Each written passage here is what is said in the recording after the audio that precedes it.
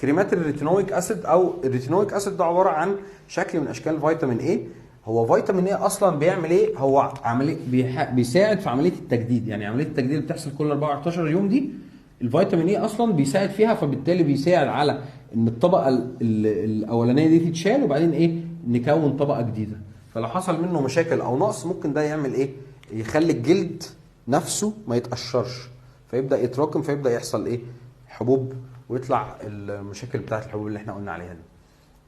طيب فبالتالي ده بيريجوليت او بينظم عمليه ان الايه الطبقه اللي فوق دي تتشال.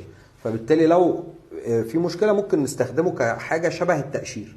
تمام. هو ميزته كمان ايه؟ ان هو بيضاد للالتهاب، مضاد للعدوى، بيقلل برضو البكتيريا، وكمان بيبدا ايه ينظم ان هو بيشيل الطبقه وكمان بيتحكم كمان في افرازات. يعني هو بيشتغل على الاثنين، هيقلل الافرازات وفي نفس الوقت هيشيل ايه الطبقه. مشكلته الاساسيه ان هو ما ينفعش يدهن في الشمس.